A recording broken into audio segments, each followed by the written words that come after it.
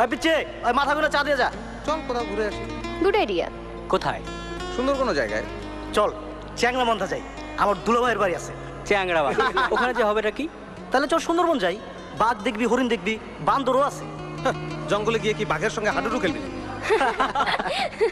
তাহলে চল কক্সবাজার যাই। ওটা তো বাজার হয়ে গেছে, তার চেয়ে চল কচুক্ষেত বাজার থেকে ঘুরে আসি। চলো ইন্ডিয়া ঘুরে আসি।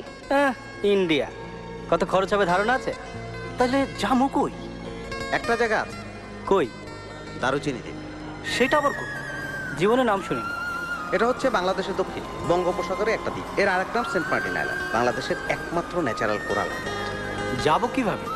ঢাকা থেকে ট্রেনে চিটাগাং, ওখান থেকে বাই রোড টেকনাফ, টেকনাফ থেকে ট্রলারে সেন্ট মার্টিন, দারুচিনি।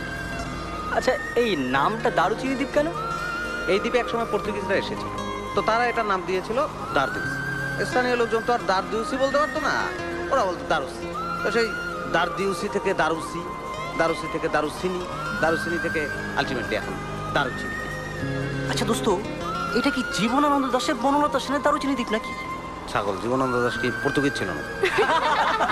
আচ্ছা ওখানে দেখার কি আছে? কি দেখার নাই সেটা বল। ন্যাচারাল কোরাল বিচ, সাদা ফক, জোয়ারে এক রূপ, ভাটায় এক রূপ, সকালে এক রূপ, সন্ধ্যায় এক রূপ, পূর্ণিমা রাতে বুঝলি কচ্ছপরা এসে ডিম পেড়ে যায়, প্রত্যেকটা কচ্ছপ তোর সাই।